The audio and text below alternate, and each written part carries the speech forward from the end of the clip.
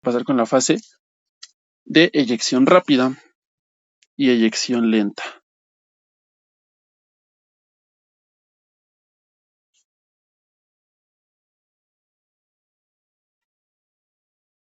¿Ok? Las pongo juntas porque, como les dije, van a haber doctores que les van a decir solamente es una fase de eyección, pero realmente se puede dividir en esas dos. Ok, entonces en nuestro diagrama de Weber, ¿en qué nos quedamos? En que la contracción ya empezó el ventrículo izquierdo a hacer su contracción, ¿ok? Ahorita vamos a ver también por qué, porque se da ese momento, ese fenómeno de contractibilidad, lo vamos a ver por la ley de Frank-Starling, pero bueno, se empieza a contraer el ventrículo izquierdo, genera presiones de 0 hasta 80. Al momento de que llega a 80 en una persona basal, se abre la válvula aórtica. Entonces toda la sangre que tiene el corazón guardada empieza a generar presiones alrededor de de toda la cavidad. Y la presión es tanta que el corazón, cuando encuentra una salida, y esa salida es la válvula aórtica en este caso, la sangre sale disparadísima, ¿ok? Y se da el momento donde más sangre se eyecta. Y aquí el punto importante, lo que les van a preguntar, es que ¿qué pasa? ¿Qué fenómeno pasa? Ok, se abren las válvulas pulmonar y aórtica. Entonces, abertura, válvulas aórtica y pulmonar. Les digo ideas, pero bueno, ya les pongo las dos. ¿Qué otro fenómeno va a pasar? No lo suelen decir mucho los doctores, pero si ustedes leen algunos libros como Guyton, Bernie u otras literaturas, como otro libro extra que hay por ahí, te explican que las aurículas en este momento también tiene fenómenos. ¿Cuál es? Que nosotros recordemos que el ventrículo se contrajo. Eso produce que las aurículas se estiren y hay una disminución de la presión. ¿Ok? Entonces las aurículas se estiran, literalmente se estiran como ligas. Se estiran. Y aquí la presión disminuye. ¿Ok? Por un simple fenómeno mecánico. Eso es lo principal. Y es donde sale la mayor cantidad de sangre. Mayor cantidad de sangre. Ahí está. Después hay otro fenómeno, que es la eyección lenta. Aquí, ¿qué pasa? Que se eyectó toda la cantidad de sangre. Pero vamos a ver en la anatomía de las aurículas que hay un punto que se le llaman los senos de Valsalva. Este es un punto en el cual nosotros recordemos que nuestras válvulas sigmoideas no cuentan con músculos papilares y con cuerdas tendinosas como las auriculoventriculares. Sin embargo, sus cúspides, eh, detrás de la aórtica, sabemos que están las coronarias.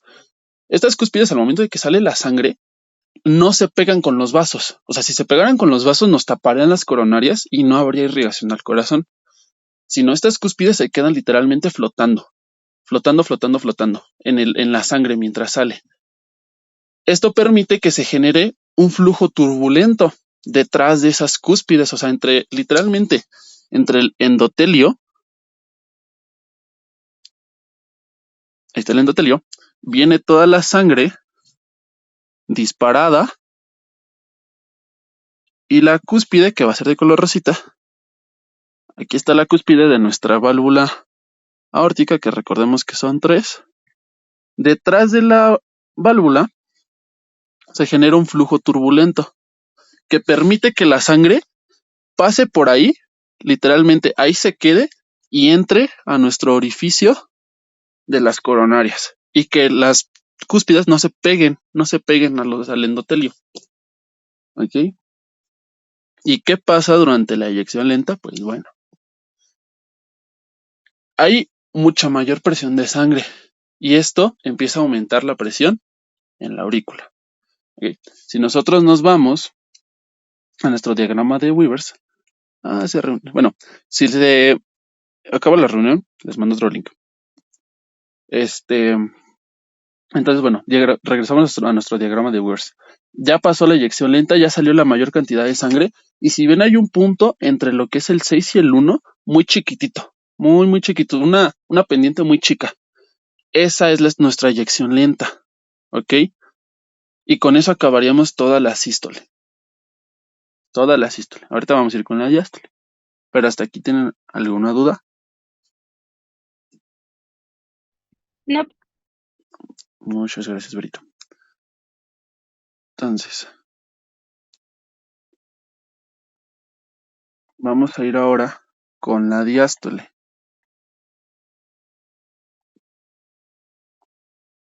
Va. Entonces aquí vamos a poner la diástole. Ok. La diástole, como les dije, la vamos a dividir. Si la sístole fue en 3 partes, esta va a ser en 4 partes. ¿Ok? Vamos a empezar con una relajación isovolumétrica. ¿Ok?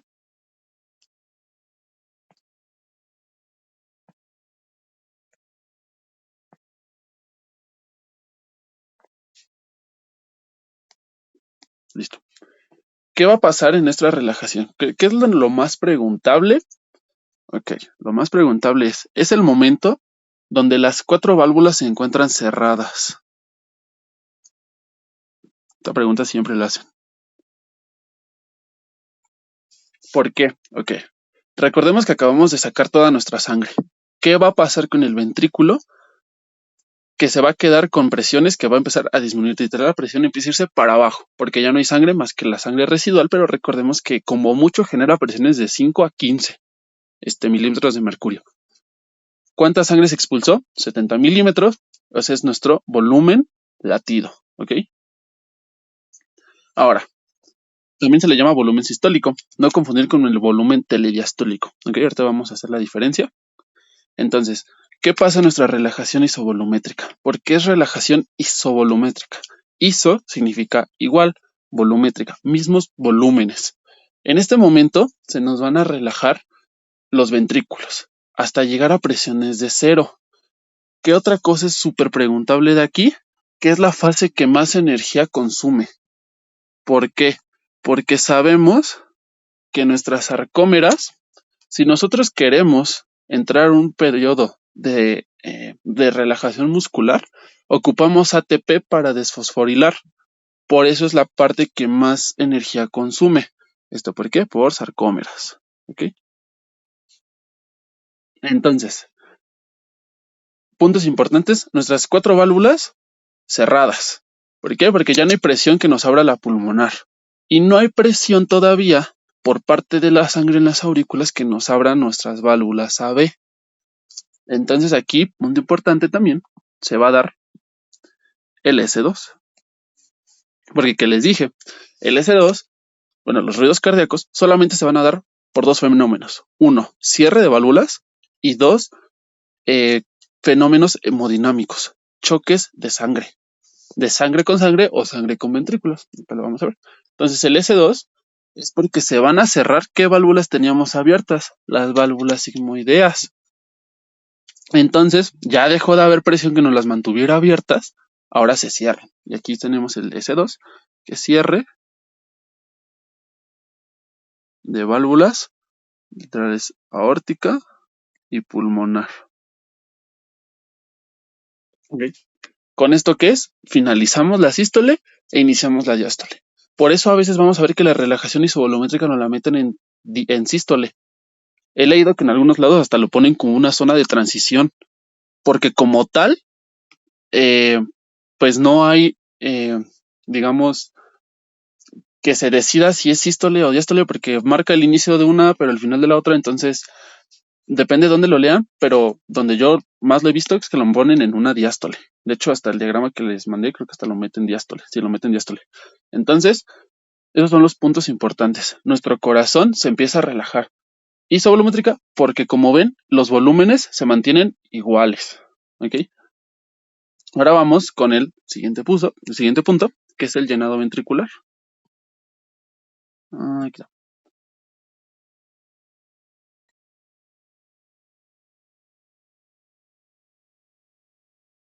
Ok. ¿Cuál es el punto importante aquí? Que es la parte donde más sangre. ¿Pero por qué? Se me olvidó decirles. Llenado ventricular. También lo dividen en dos, en uno rápido y uno lento. Hay quienes no, de plano no lo ponen, ahorita van a ver por qué. Porque el llenado ventricular lento desaparece en algunas situaciones. Y es súper pregunta también de exámenes. Llenado ventricular lento desaparece en situaciones de demanda, en plan de frecuencias cardíacas muy altas, por ejemplo, en el ejercicio. ¿Ok? Este llenado desaparece en el ejercicio. De plano, el corazón tiene que trabajar tan rápido que decide que ya no, que el corazón ya no ocupe tiempo en esta fase, porque literal se llena, es como un 10% de la cantidad de sangre. Entonces dice, mejor métele más velocidad, quítame esta cantidad de sangre que es tan mínima y vamos a meterle más al llenado ventricular rápido. ¿Ok? Entonces, ahora sí que el importante aquí es el llenado ventricular rápido. De hecho, aquí se da el S3. Aquí, ¿qué es lo que va a pasar? Las aurículas empezaron a llenar de sangre, porque esto sigue trabajando, ¿ok? Retorno venoso. Se empieza a llenar la aurícula de sangre, las dos. Se llenan, se llenan, se llenan, se llenan, y es tanta la presión que ejerce en las aurículas que vence la resistencia de nuestras válvulas AV y tiene tanta sangre ahí guardada que no aguanta, que de plano, boom, abre y la sangre cae con mucha velocidad al ventrículo. ¿Y qué tenemos en nuestro ventrículo que acaba de expulsar sangre en la sístole? Recordemos que se quedó un porcentaje de sangre, ¿ok? Nuestro volumen residual. ¿Y qué pasa cuando soltamos un chorro de agua en una cubeta con agua? Pues que choca el agua y genera ruido. Ahí se da el S3, ¿ok? Entonces, llenado ventricular rápido es donde se llena mayor cantidad de sangre en el ventrículo. Y se da el S3. S3. ¿Por qué? Ya vimos los dos fenómenos de cierre de válvulas. Y el S3, choque hemodinámico. Hemodinámico. ¿Ok? Es totalmente normal estos sonidos. ¿Y aquí qué va a pasar? Pues que ya empieza a haber sangre en el ventrículo. ¿Y qué pasa con los fluidos dentro de una cavidad o dentro de un tubo? Ejercen una presión a las paredes. Entonces esto produce que el corazón entre en un estado de precarga. Ahorita vamos a ver esos términos de poscarga y precarga, pero bueno, la sangre cae al ventrículo, ya tiene sangre, se empieza a llenar aún más, aún más, aún más, aún más, y eso no es todo, porque va a haber sangre residual en las aurículas. Entonces se da la última fase. Entonces, 1, 2, 3, y la última fase que es contracción auricular. ¿Ok? Sacamos un montón de sangre solo por presión, o sea, literal por gravedad.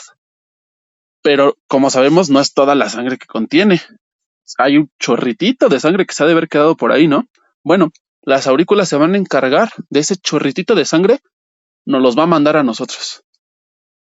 ¿Cómo? Haciendo contracción. Entonces aquí literal, la aurícula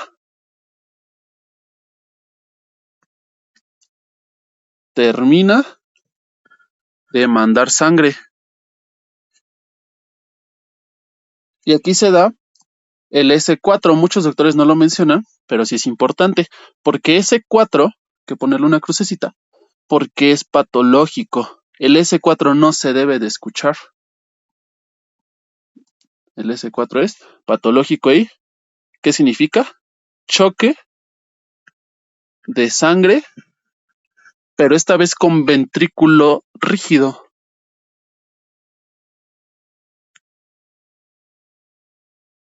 De normal, la sangre que va a expulsar las aurículas es un chorritito, ¿ok? Que no se va a escuchar porque va a caer en las paredes de los ventrículos. Y si nuestro ventrículo es normal, se va a distender, como todo ventrículo. Sin embargo, en situaciones patológicas de rigidez de ventrículo, literal es como aventarle el chorro a una pared. Se va a escuchar. No estaba grabando. Pero ya retomando, ahora vamos a empezar con precarga. Aquí vamos a tener el volumen Y aquí abajo vamos a tener las etapas en tiempo.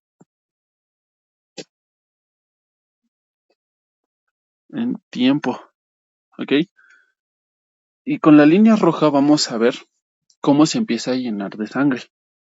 Entonces vamos a ver cómo en la etapa proto se va a llenar de literalmente, vamos a tomar en cuenta 0, pero realmente sabemos que tenemos ya 50 mililitros aproximadamente en nuestro ventrículo izquierdo. Pero se llena así. Después vamos a ver cómo en la etapa meso se llena más o menos ahí. Y en la etapa tele se termina de llenar así, ¿ok? ¿Esto qué nos quiere indicar y cuál es la pregunta de los exámenes? ¿En qué etapa del llenado ventricular es donde se llena la mayor cantidad de sangre? Pues bueno, en la etapa proto, ¿ok?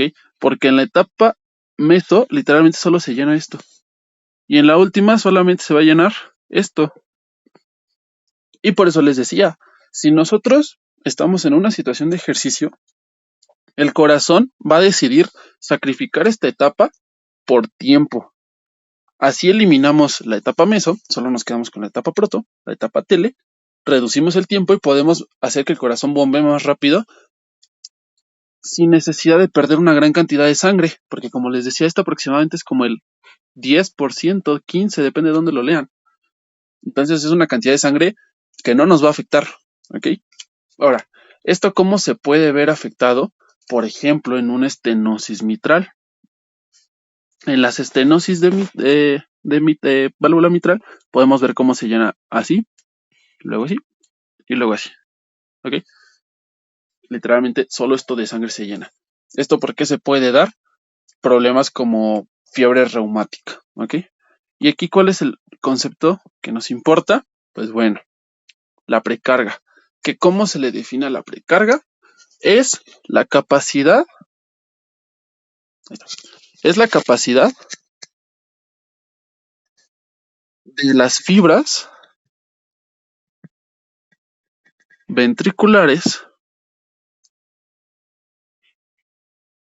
para distenderse y aumentar su capacidad, ¿ok? Entonces, nosotros vamos a tener nuestro corazón normalito, ¿ok? Ventrículo derecho e izquierdo. Si nosotros le hiciéramos un zoom, podríamos ver cómo, nada más vamos a ver nuestro ventrículo, se llena de sangre. Y literal, es como tener una bolsa, muchos doctores les dicen un globo. Si nosotros lo empezamos a llenar de sangre y este corazón no tuviera la capacidad de distenderse, de abrirse, de hacerse más grande, tendría solo una capacidad estricta de sangre con la cual llenarse. Pero tenemos que entender que el cuerpo y el corazón son sistemas que tienen la capacidad de adaptarse y autorregularse. Entonces, ¿qué es lo que necesitamos para que nuestro corazón trabaje mejor y pueda expulsar más sangre en situaciones donde lo necesitemos, como el ejercicio? Pues bueno, que nuestros miocardiocitos de los ventrículos tienen la capacidad de cada vez abrirse más. Se abren, se abren, se abren, se abren, se abren, y esto permite que si en un corazón no distendido se llene, no sé, digamos 100 mililitros, en un corazón más distendido, esto provoca que se llene 120 mililitros, ¿ok? Esto es la precarga.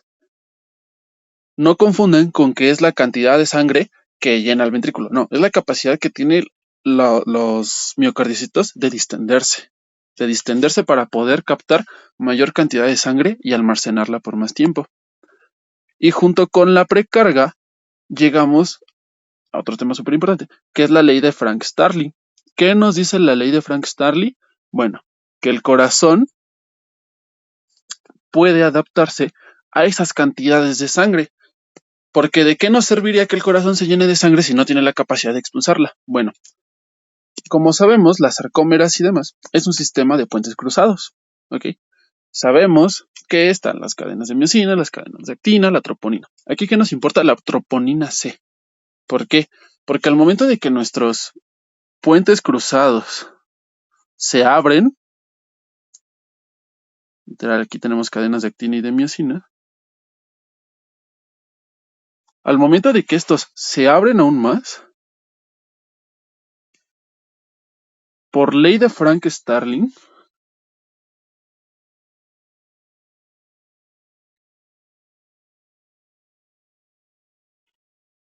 va a producir que nuestra troponina C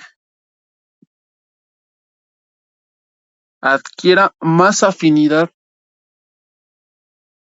adquiera mayor afinidad, más afinidad. ¿Esto en qué se traduce? En un aumento de la contracción. ¿Ok? Al momento de que nuestros puentes cruzados se abren, se distiende, literal, nuestros miocardicitos se abrieron, va a producir que la troponina tenga mayor afinidad y esto se va a traducir en una fuerza de contracción mayor. Eso explica la ley de Frank-Starling. A mayor capacidad de sangre, mayor capacidad de contracción, con lo cual el corazón es capaz, en situaciones que lo requiera, meter más sangre al corazón y poder manejar esos volúmenes de sangre. ¿Ok? Y pues esos son los términos. Entonces, ¿tienes alguna duda o tienen alguna duda?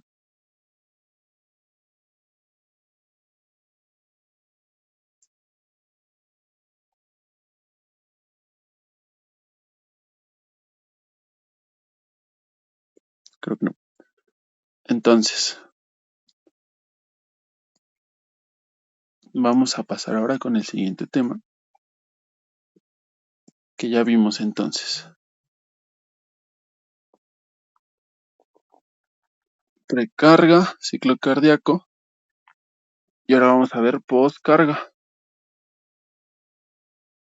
Sí, ya me dijo que no hay duda. Entonces, postcarga.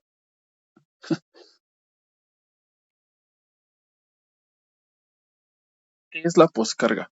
Ahora sí, si la precarga sí era la capacidad de distensión, la poscarga va a ser la capacidad del ventrículo de vencer las presiones que tiene que vencer para abrir la válvula para poder expulsar la sangre. Okay, entonces, poscarga va a ser capacidad del corazón de vencer presiones y expulsar la sangre. ¿Okay? Literal, eso es poscarga y eso es precarga. Mientras que uno es la capacidad de distender, la otra es la capacidad de vencer las presiones para poder expulsar la sangre. ¿Ok? Entonces aquí ahora vamos a pasar con los factores que nos alteran tanto la precarga como la poscarga. Porque una alteración en estos nos da, por consiguiente, una alteración, déjenme si no hay nadie en sala de espera, nos da una alteración en el gasto cardíaco, repercuten directamente en el gasto cardíaco. Entonces, vamos a ver con los que nos alteran la precarga. Principalmente son dos. De hecho, hasta tres manejan, pero uno se divide. Entonces, vamos con los dos primeros, que es retorno venoso y la volemia. ¿Por qué les decía que se dividen? Porque el retorno venoso se puede dividir. Entonces, vamos a definir primero lo que es la volemia, que es más sencillito. La volemia literalmente es la capacidad, no es la capacidad, sino la cantidad de sangre o de flujo que hay en el organismo. ¿Ok? Entonces es la cantidad de sangre circulante. Y aquí podemos tener dos escenarios, un aumento o un descenso en la volemia. ¿Qué casos son un aumento en la volemia? Por ejemplo, retención de líquidos,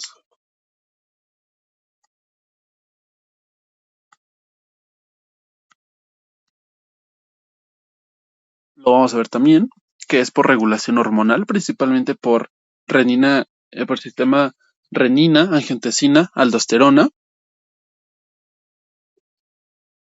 que es retención de líquidos.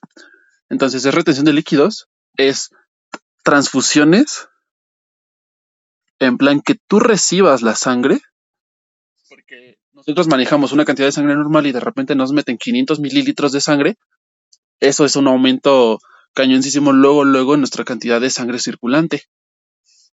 Y la otra es retención, no, ya nada más. Eso nos da un aumento en lo que es nuestra cantidad de sangre circulante. En el descenso, el caso mayor y principal son las hemorragias. ¿Okay? Entonces, ¿qué va a pasar en estos casos? Imagínense que nuestro corazón está trabajando con 70 mililitros de sangre, que ese va a ser nuestro gasto cardíaco basal, en la persona, o sea, en el sujeto fisiológico. Nosotros manejamos esa cantidad y de repente esa persona tiene una herida, un balazo que le dio justo en la yugular, ¿no? Entonces eso va a hacer que haya una pérdida de sangre constante. Entonces la cantidad de sangre que va a estar manejando el cuerpo va a ser menor, cada vez menor, porque hay una pérdida de sangre, se pierde este sistema cerrado. Y eso va a producir que haya un descenso en la precarga. ¿Por qué? Porque la sangre que tenemos y que queremos utilizar para llenar el corazón, la estamos perdiendo.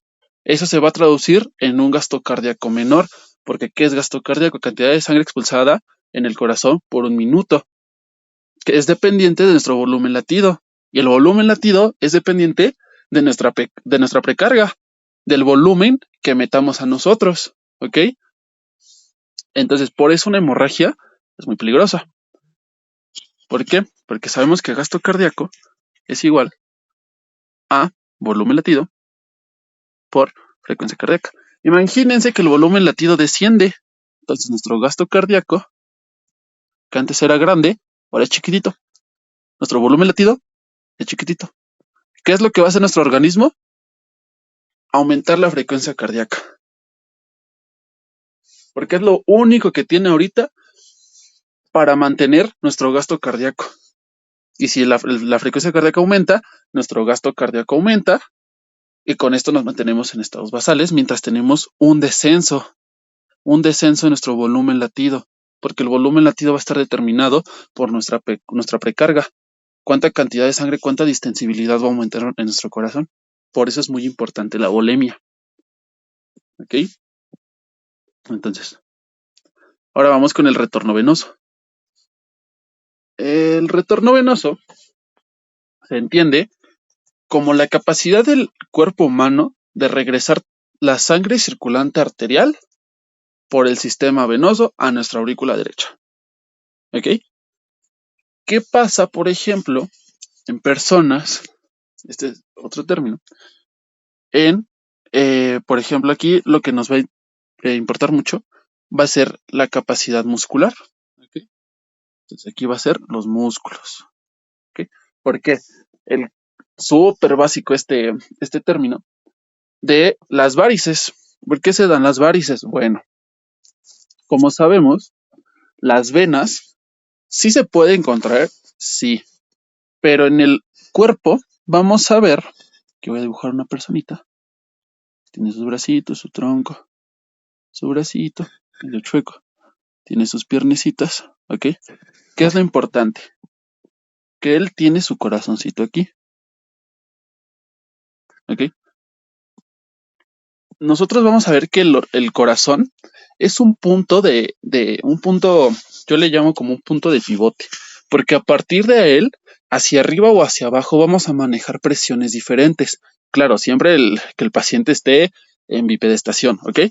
Para arriba, el corazón nos va a hacer que trabajemos con presiones, o sea, en el cuello y en la cabeza, presiones negativas. ¿Qué quiere indicar una presión negativa? Literalmente que va a chupar, o sea, que va a jalar, o sea, que va a agarrar todo lo que tenga y lo va a tratar de meter. ¿Qué va a pasar de la aurícula? Porque todo esto está determinado por aurícula. ¿Cuál? La derecha. De la aurícula hacia abajo vamos a encontrar presiones negativas, positivas. Presiones positivas. Aquí, ¿cuál es el problema? Bueno, en presiones negativas vamos a estar chupando. Este punto es importante para los neurocirujanos. porque tienen que estar muy al pendiente, ya que entonces ellos están abriendo la cabeza y al tener presiones negativas, literalmente puede correr el riesgo de que se metan cosas que no se tienen que meter. Y al contrario, en presiones positivas, va a ser una presión que va a empujar, que va a expulsar, ¿ok?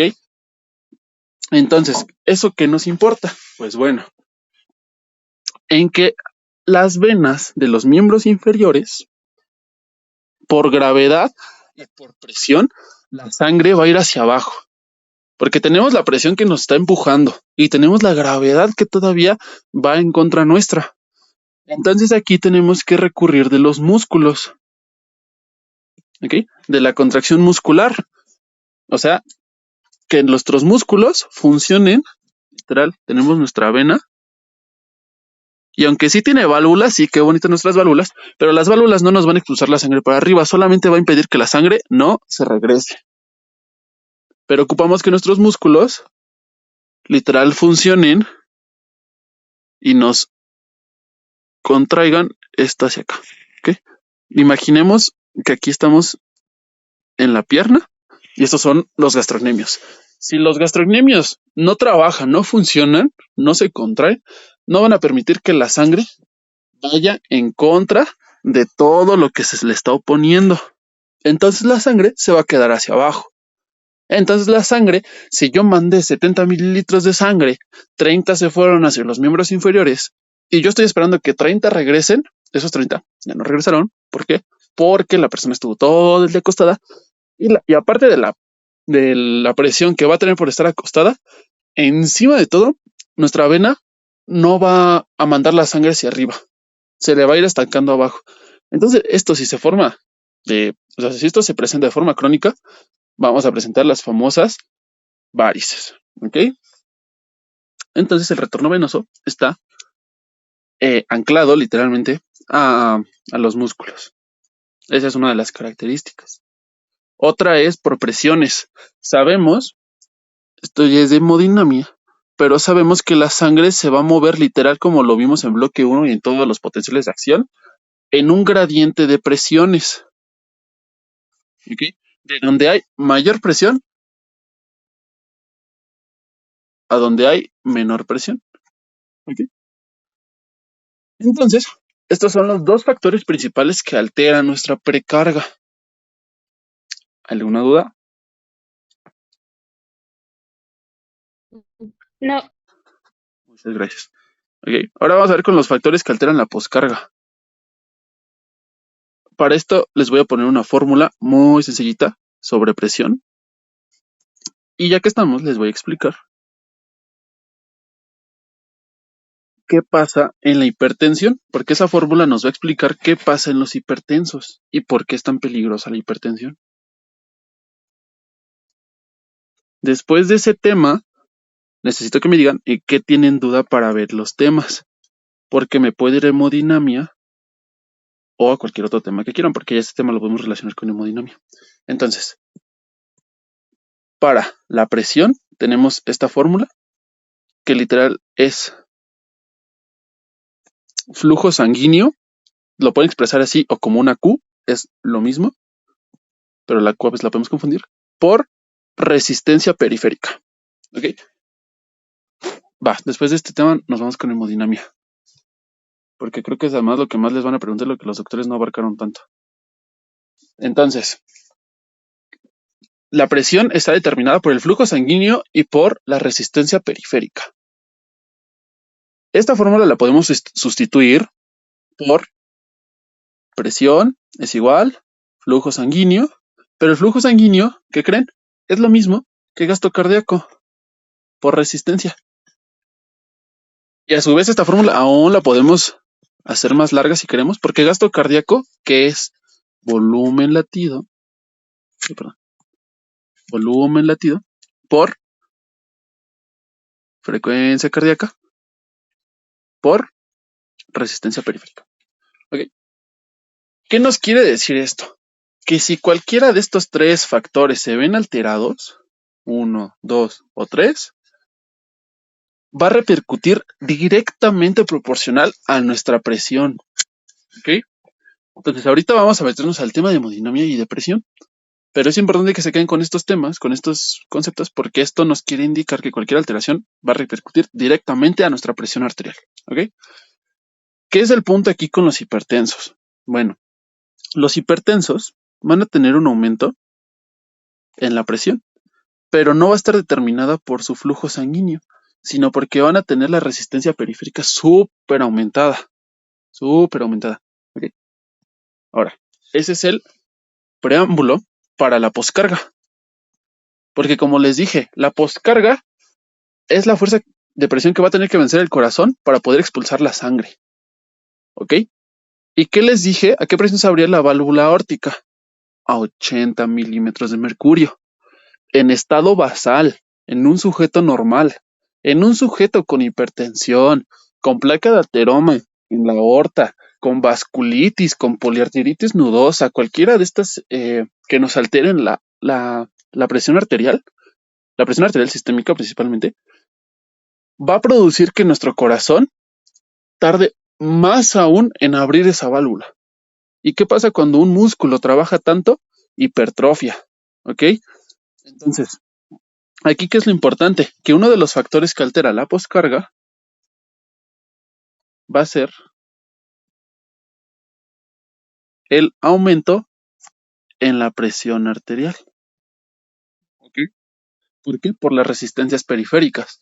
Pero entonces ahora vamos a nuestra clase de hemodinamia y vamos a hablar, para que puedan integrar todo esto, en lo que es propiedades de la vasculatura y vamos a ver sistemas de regulación de la presión, porque además son de los últimos temas y muchos no lo dieron. Pero entonces, vamos con pero antes de eso, vamos a terminar poscarga porque se los pueden preguntar. Entonces vamos con los factores que alteran. Uno, dijimos la presión. Ya vimos por qué. La presión arterial. ¿Por qué? Por esto. Va. Otro de ellos va a ser el estado valvular. ¿Ok? Principalmente de la aórtica. Como les dije, tanto en problemas de presión de que tenga que abrirla más, como en problemas de estenosis o insuficiencia de válvula aórtica. ¿Ok? Porque en una estenosis, ¿qué va a pasar? Que la válvula aórtica, para empezar, tenemos que tener más o menos idea de cuánto mide. Si nosotros sacamos las medidas normales de la válvula, pues no nos va a servir de mucho saber el diámetro y demás. Haciendo un despeje, les adelanto el dato, la válvula mitral, tricúspide y demás, mide aproximadamente una moneda de 10 pesos. Entonces, ¿qué pasa si esta moneda de 10 pesos la reducimos a una moneda de 2 pesos? La cantidad de sangre que expulsas en un diámetro del tamaño de una de 10 pesos no es lo mismo que una de 2. Va a ser una cantidad de presión que el corazón va a tener que trabajar aún más grande y eso nos va a derivar otra vez a que un aumento en la poscarga es igual a hipertrofia. Hipertrofia. ¿Ok? Claro, esto que les digo no es de que a la semana, o sea, esto ya es crónico. Meses. Meses pasan para que el corazón llegue a esta hipertrofia. ¿Ok? Claro, esto no es una hipertrofia eh, normal, esto es una hipertrofia patológica, porque podemos encontrar hipertrofias normales, principalmente en los corazones de atletas o de personas que hacen mucho ejercicio, principalmente de cardio. El corazón se adapta y obtiene una hipertrofia, pero no por esta razón patológica, sino porque tiene que trabajar con velocidades mayores para llenar de sangre todo el organismo, todos los músculos. Otro punto muy importante que se nos saltaba es la viscosidad. ¿Ok? La viscosidad. ¿Qué es la viscosidad? Bueno, la viscosidad se entiende como, es un concepto de física, que se entiende como la capacidad de un líquido o la facilidad que tiene un líquido para moverse en el medio. ¿Ok? La viscosidad en la sangre va a estar dada por algo muy importante llamado hematocrito, que en pocas palabras, ¿qué es el hematocrito? Hematocrito es el porcentaje de eritrocitos en sangre, ¿ok? Entonces, ¿cuál es un hematocrito normal? Pues bueno, depende si es hombre o mujer. Te dicen que la media en los dos sexos es que no tiene que superar el 45%, pero, en hombres se toma como de 42% y en mujeres del 38%, ¿ok? Mujeres y hombres, ¿ok? ¿Y esto qué nos quiere indicar? Que pues bueno, nosotros sabemos que la sangre es plasma, que es como la parte más líquida, la parte más soluble, y ya en 10 minutos, ¿eh? Les mando otro link. Y el otro porcentaje, que es aproximadamente el 42, 38, 45%, está conformado por células, principalmente eritrocitos. ¿Qué pasa si este porcentaje de células en la sangre aumenta? Que aumenta nuestra viscosidad, hace que la sangre sea muy densa, que sea muy difícil que se mueva. Entonces, en personas que tienen un hematocrito alto, vamos a ver que la sangre se va a mover de una forma muy lenta. Y de nuevo, esto que va a repercutir, que la poscarga aumente. Eso nos lleva a hipertrofia, ¿ok? También es malo si disminuye. O sea, si el hematocrito disminuye, la sangre va a ser muy líquida. Y para empezar, no va a tener células que cumplan la función que tiene que cumplir los eritrocitos. O sea, esa es una. Otra, la viscosidad disminuye. Y que la sangre sea muy soluble y muy fácil de moverse también es malo, ¿ok? Entonces, principalmente por problemas de edema. Pero bueno, ¿cuál es el otro punto? Este punto lo encontré yo en otra bibliografía. No lo mencionaba, que yo recuerde, el Guyton o el Bernin no lo mencionaban, pero la elasticidad arterial. Ok. ¿En qué es importante estos casos? Bueno, en personas adultas, en adultos mayores. ¿Por qué? Principalmente en la aorta. O sea, encima esto ataca en la aorta. Si nosotros hacemos una radiografía de tórax, vamos a encontrar un punto que se le llama el botón aórtico. ¿Ok? ¿Qué pasa en adultos mayores y en algunos problemas de hipercalcemia? Que se calcifica. Vamos a ver que las arterias y demás se empiezan a calcificar en los adultos mayores. ¿Y qué pasa cuando hay una calcificación? Que literalmente se pone rígido y empieza a perder su capacidad de elasticidad.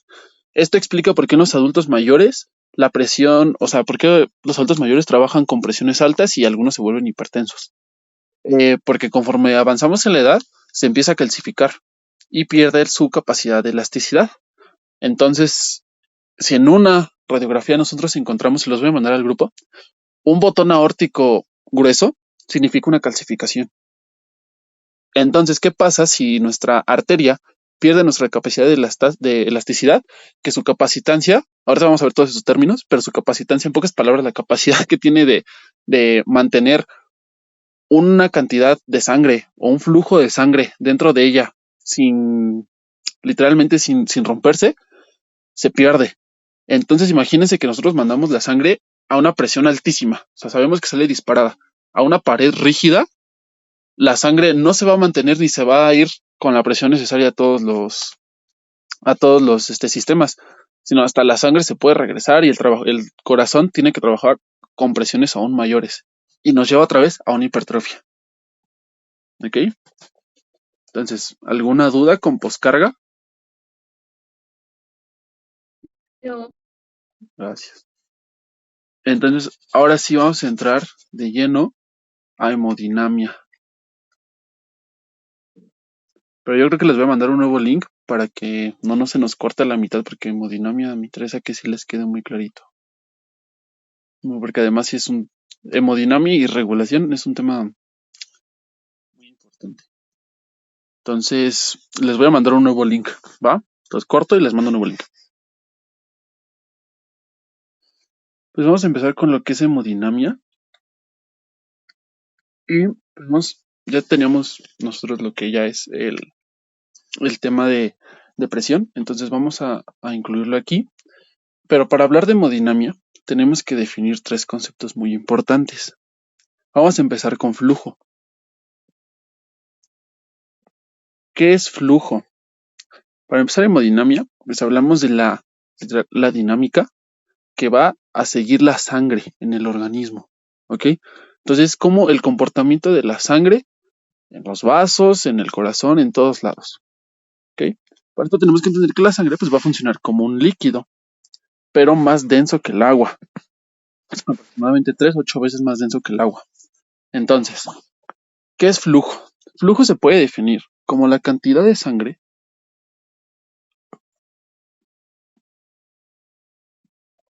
que pasa en un punto en una unidad de tiempo.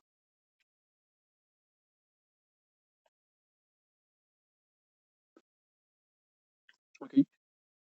Entonces, supongamos que nosotros tenemos un vaso. Un vaso. La cantidad de sangre que vaya a pasar en el punto A en un minuto, a eso se le determina flujo. Eso es flujo. Ahora, ¿qué es lo que nosotros tenemos aquí? Es importante. Bueno, que como sabemos, estamos en el cuerpo humano. El cuerpo humano no va a trabajar como un sistema de tuberías donde solamente va a pasar agua. Aquí van a haber diferentes determinantes que van a influir en este flujo y vamos a encontrarnos con dos términos. Vamos a encontrarnos con flujo laminar y flujo turbulento. ¿Qué es flujo laminar y flujo turbulento? Pues bueno, literalmente lo podemos poner como el bueno y el malo. Pero como vimos hace un rato, flujo turbulento no es necesariamente malo. Es bueno en algunas situaciones. Flujo laminar, en pocas palabras, se le define como un flujo libre de la sangre. ¿Ok? Un flujo libre de la sangre. Con algunas características que ahorita vamos a ver. Mientras que flujo turbulento va a ser un flujo alterado. ¿Ok?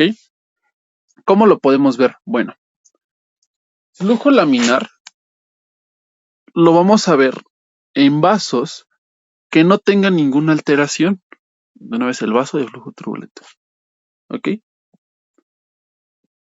¿Qué significa esto? Bueno, que nosotros vamos a ver que la sangre se va a mover de esta manera.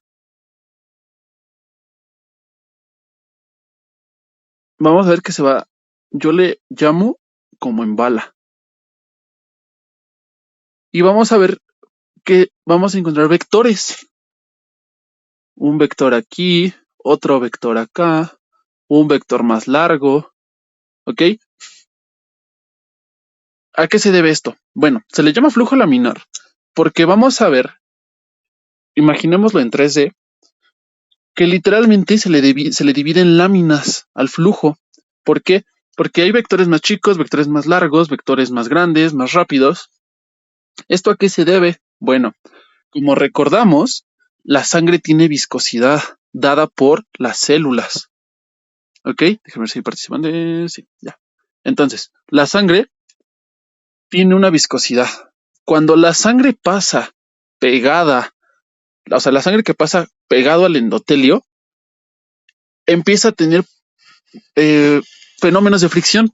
Se empieza, literal, se empieza a atorar, atorar, atorar, atorar, atorar. No quiere decir que ahí se va a quedar, o sea, va a seguir, pero más despacio. Conforme nos acercamos al centro, ¿ok? Por eso este vector es más largo, porque más cercano al centro no hay nada que le restrinja su movimiento. Lo que está en los laterales se va a atorar. Se va a atorar porque las células chocan con el endotelio. Y eso así va a ser. Pero lo que está en el centro, o sea, conforme más nos acercamos, más rápido va a ser. Porque no tiene quien lo detenga. ¿Ok? Y pues porque no tiene ningún obstáculo. ¿Qué pasa con flujo turbulento? Bueno, flujo turbulento, literal, como ven, ya no tiene esa forma de bala. ¿Esto por qué? Porque va a formar algo llamado corrientes torbellino,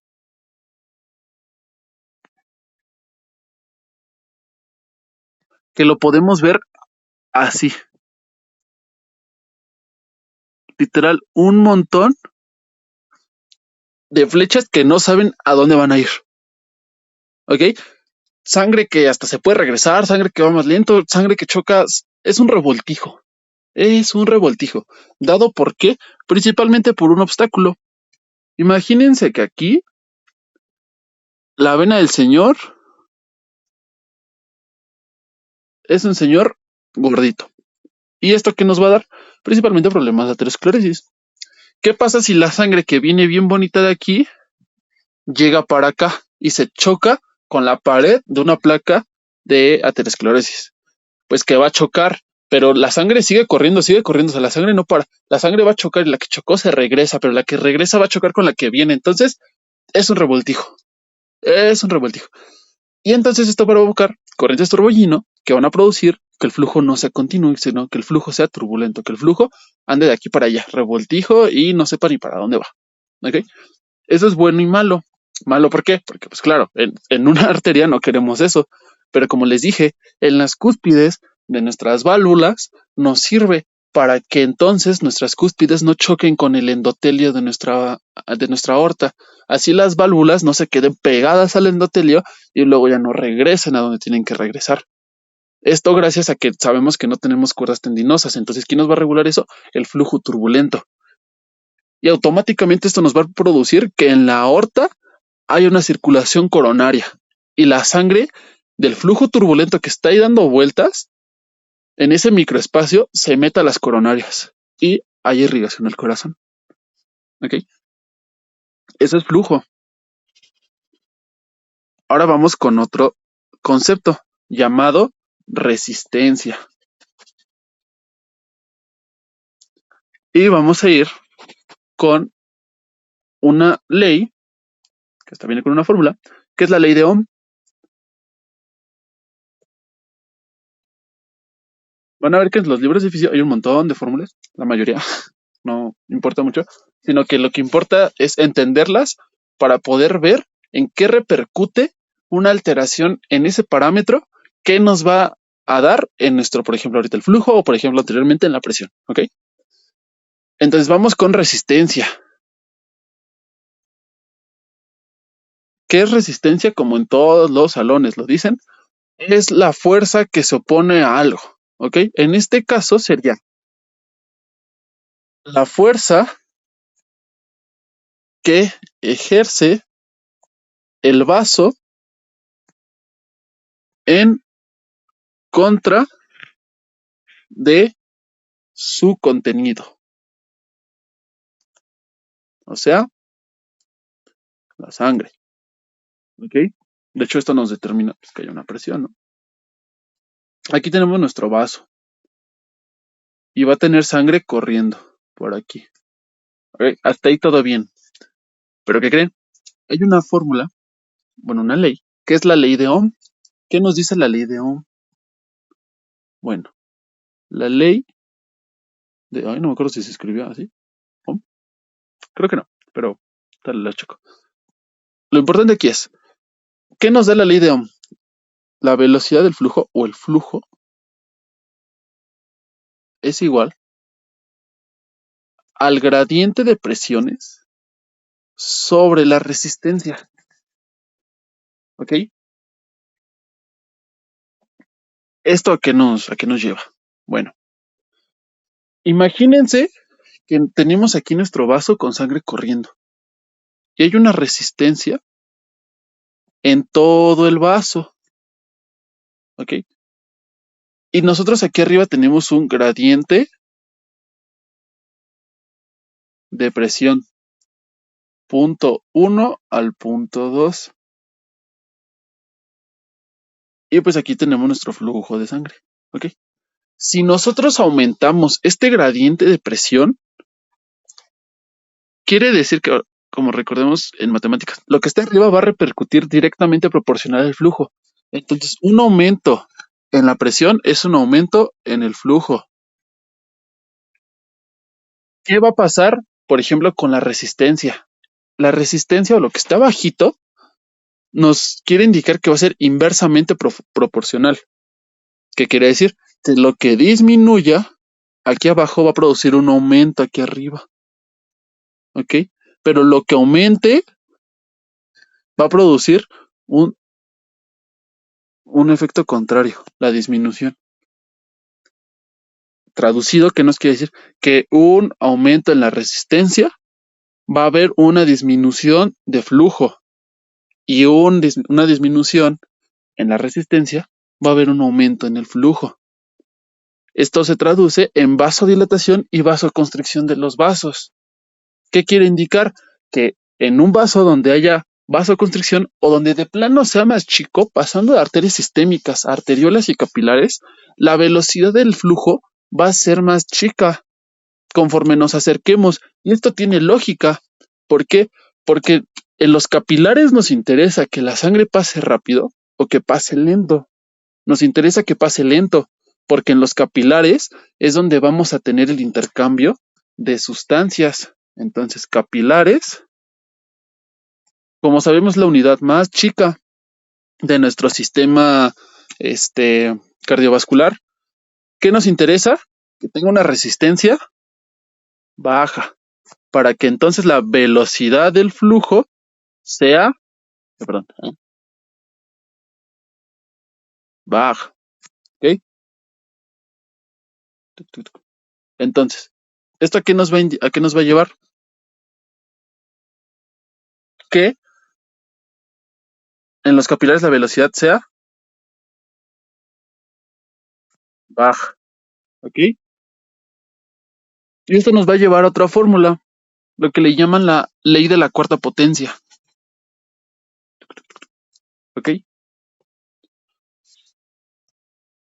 Entonces, nosotros recapitulando, en nuestras arteriolas vamos a disminuir el calibre del vaso. La resistencia va a ser mayor, la velocidad va a disminuir. Al momento de que entran los capilares lento, va a producir que la sangre sea lenta y haya tiempo de un intercambio de gases o de nutrientes o lo que tenga que cambiarse. ¿Ok? La ley de la cuarta potencia, ¿qué nos quiere decir? Bueno, si nosotros ponemos ley cuarta potencia, ¿qué nos indica? Igual, nosotros tenemos nuestro vaso, pero aquí vamos a tener un diámetro, ¿ok? Aquí tenemos un vaso pequeño y un vaso grande, ¿ok? En un vaso pequeño, imaginemos que tenemos un diámetro de 1, ¿ok? Diámetro es igual a 1. ¿Qué nos dice? Que nosotros multiplicamos el diámetro a su cuarta potencia. Todo esto a una presión de 100. Ay, ¿por qué no pinta?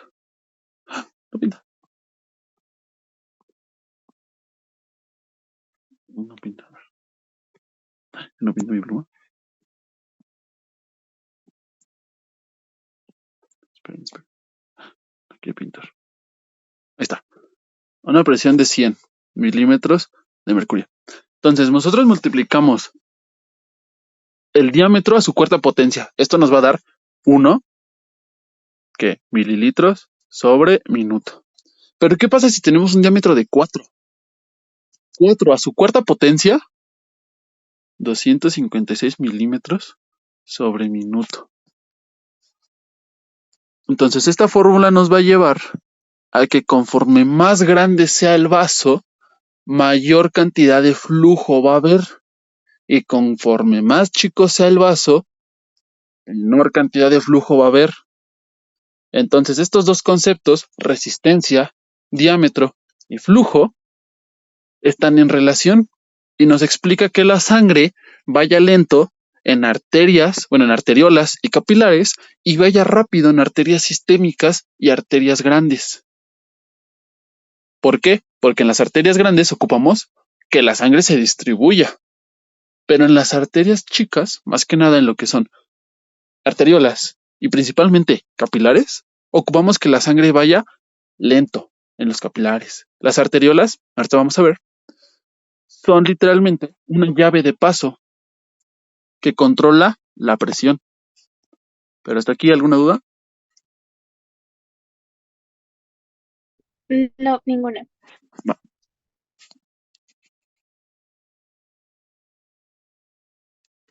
Entonces, ya teniendo claro lo que es flujo, lo que es resistencia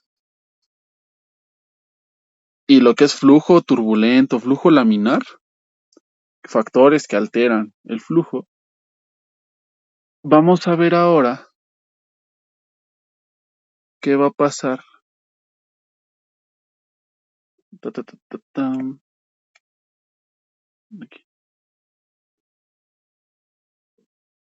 Vamos a ver qué va a pasar ahora con la autorregulación, con regulaciones de la presión. Porque, ok, primero vamos a definir qué es un capilar y qué es una arteriola. Arteriola, más que nada esto es microcirculación, ¿ok? Este es el tema de microcirculación.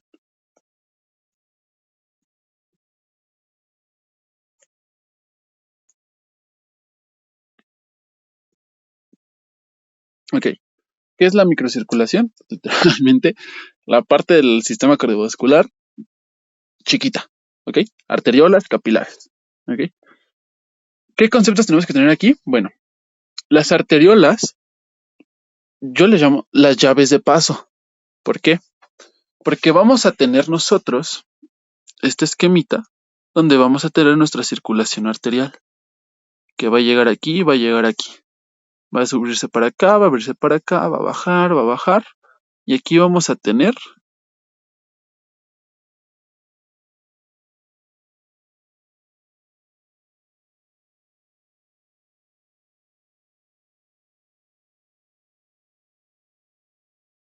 imagínense que esto fue arterias y aquí se hicieron arterias de menor calibre hasta llegar a arteriolas. ¿Ok? Y estos son arteriolas.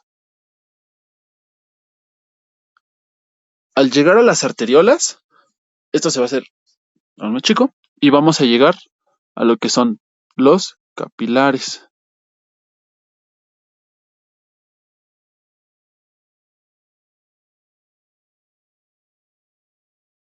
Y aquí vamos a tener a los capilares. Y al final esto va a salir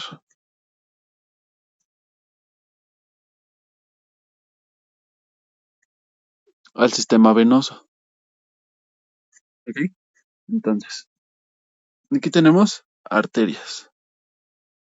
Aquí tenemos arteriolas, aquí tenemos capilares y aquí tenemos el sistema venoso. ¿Qué es lo importante aquí? Bueno, que literalmente en estos puntos, aquí pintes, ahí está. En los puntos chiquititos, no quiero pintar. Está. En los puntos chiquititos vamos a encontrar las arteriolas. Histológicamente recordemos que las arteriolas tienen una capacidad de contraerse o de relajarse porque su capa de músculo es muy grande y está muy bien desarrollada, a diferencia de las arterias que, claro, sí tienen, pero no está tan desarrollada como el de las arteriolas. ¿Esto a qué nos lleva? Bueno, imaginemos que viene sangre por aquí corriendo. La sangre llega y se distribuye a todas sus arteriolas. ¿Por qué se va a distribuir? Porque las arteriolas son muchas, ¿ok? Antes de llegar al sistema capilar, nosotros tenemos que tener en cuenta que después de las arteriolas vienen las metarteriolas. Metarteriolas. Y después de las metarteriolas viene el esfínter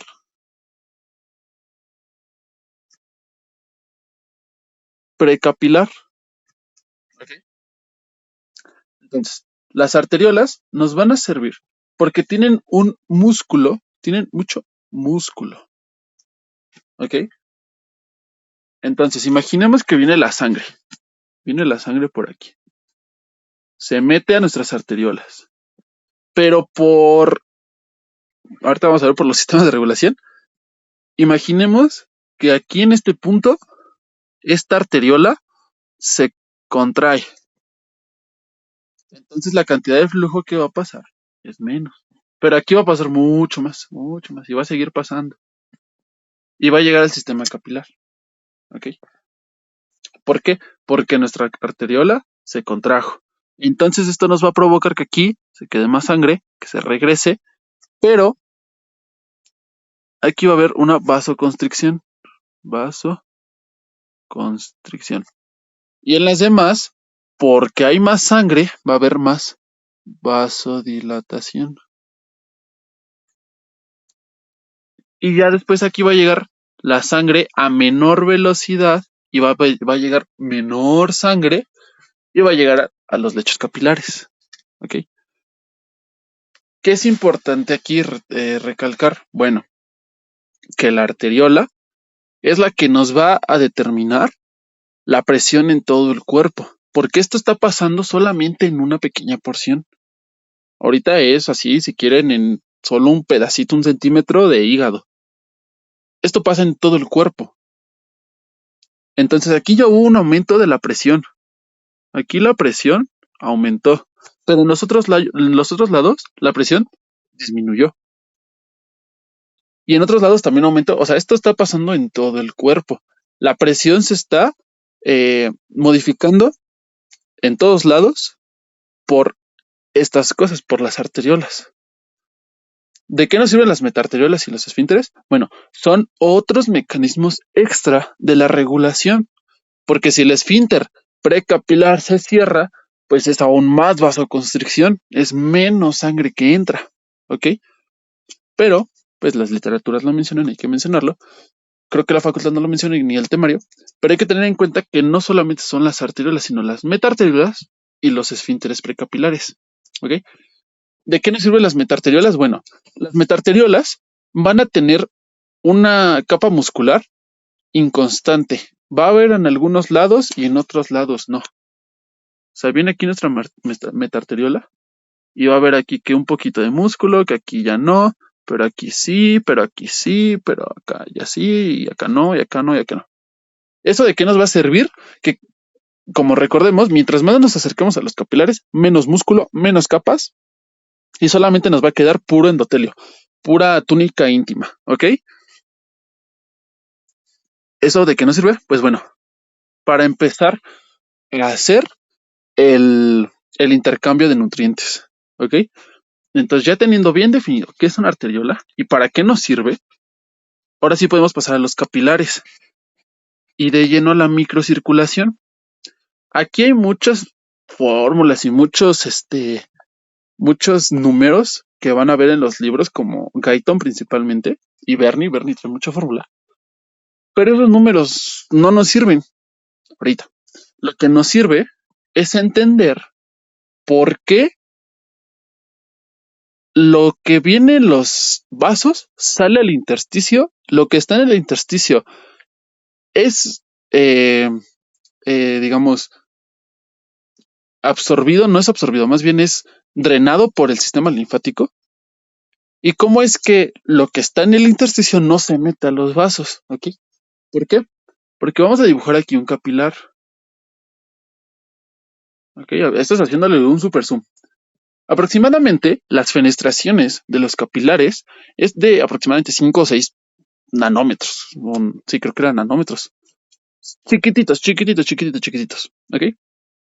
Y aquí va a seguir pasando flujo. Flujo de sangre con plasma y todo lo que quieran. ¿Qué es lo que va a pasar? Bueno, hay algo llamado presión hidroestática y presión oncótica. ¿Qué es la presión hidroestática? Bueno, la presión hidroestática, recordando lo que vimos en primero, presión hidrostática. En este concepto, en este punto, va a ser la presión Si lo quieren ver así, de la sangre hacia afuera, ¿ok? Entonces, lo que voy a pintar de azul es la presión hidrostática. Es esa presión. Pero hay otra que es la presión oncótica, ¿ok? Una es la que ejerce, digamos, la sangre, el líquido, y otra es la presión oncótica, que es la que se va a oponer a la hidrostática. De verde va a ser así. Está más determinada por proteínas,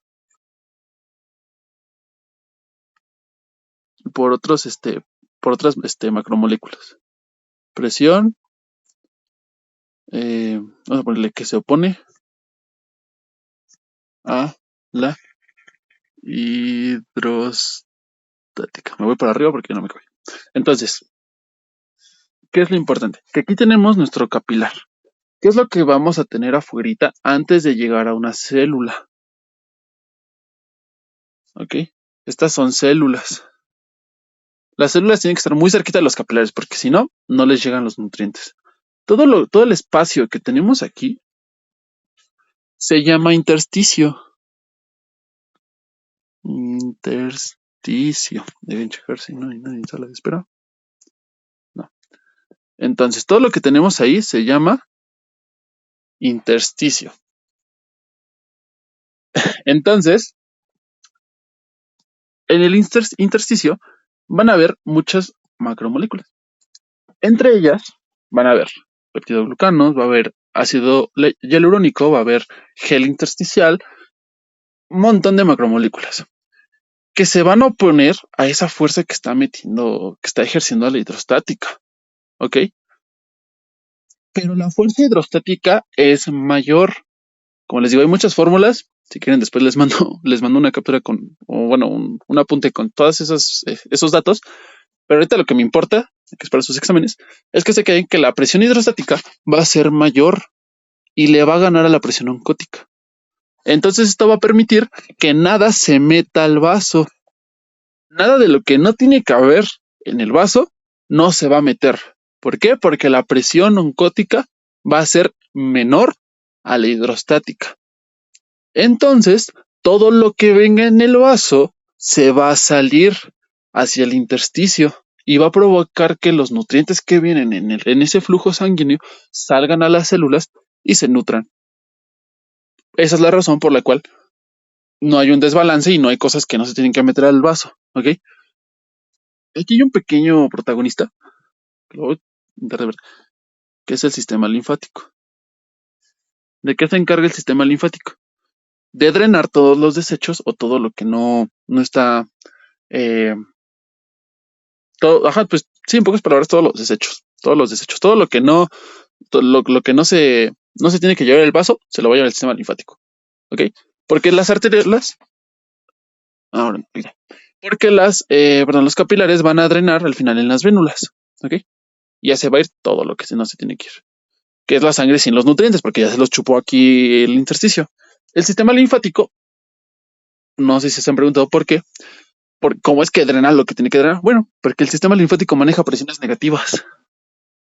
Presiones es igual a negativas. El sistema linfático mantiene presiones negativas. ¿Y qué les dije que era una presión negativa? Algo que succiona, algo que chupa.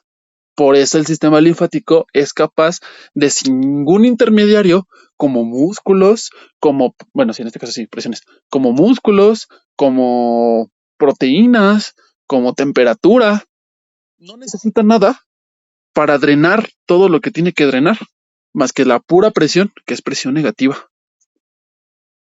¿Y qué más, qué más, qué más, qué más? Bueno, aquí podemos ver algunas patologías o algunos factores. Por ejemplo, un aumento en la presión, una disminución, o sí, de hecho, hasta un aumento. Una disminución en la presión oncótica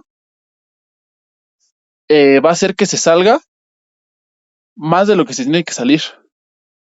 ¿Y eso a qué nos va a llevar? A un edema. De ahí vienen los edemas. ¿Ok? Pero en pocas palabras, esto es microcirculación. ¿Ok? Entonces, ¿con qué se tienen que quedar? Con que lo que viene en el vaso, que nos va a producir presión hidrostática, va a producir una presión mayor que la oncótica, que es la que se va a oponer. ¿Por qué? Por principalmente macromoléculas como proteínas, peptidoglucanos, ácido hialurónico, gel intersticial, le va a ganar la presión hidrostática. ¿Esto qué nos va a producir? Que todos los nutrientes que vienen en el flujo se salgan. ¿Por qué? Por fenestraciones de aproximadamente 5 a 6 nanómetros. ¿Ok? Esto permite que moléculas que sí tienen que pasar, pasen. Moléculas que no, no pasen. Y llega al intersticio, las células se nutren y el sistema linfático, gracias a sus presiones negativas, lo drena y se lo lleva. ¿Tienen alguna duda? No. Bien. Entonces, voy a generar otro link porque vamos a ir al último tema, porque ya no me pidieron más temas. Que va a ser regulación de la presión arterial. Vamos a ver que encontramos dos tipos de regulación. Regulación, o sea, en regulación local, regulación sistémica, regulación a corto plazo y regulación a largo plazo. Vamos a ver que va a ser por determinantes tanto mecánicos. Hay un montón de teorías. O sea, es un tema muy padre. Por sistemas hormonales. Entonces, pues lo vamos a ver ahorita en el próximo link, ¿va? Entonces, cierro y mando el otro link, que ya sería, pues, el último, porque no me pidieron más temas. Entonces, pues, cierro, ¿va? Ahí está, ya, es que no le había dado a la grabación. Les recuerdo que ahorita los temas que estamos viendo es simplemente, si lo quieren ver como un mega repaso, de los temas que me piden ahorita para los que tienen que hacer sus exámenes. Este, eh, durante vacaciones, lo más probable es que hagamos un curso sobre cardio en general, todos los temas del temario, abarcados uno a uno, obviamente un poco más detallado, porque ahorita, como les dije, es principalmente para su examen, para que vayan más preparados. Entonces, pues sí, será un curso más detallado para cardio, para su departamental, bueno, nuestro.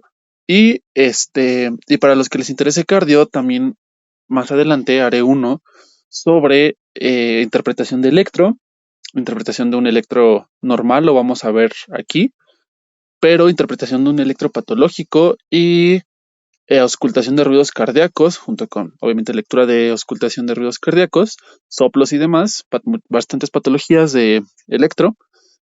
Ese va a ser para los que estén más interesados en cardio, ya que no lo pide el temario.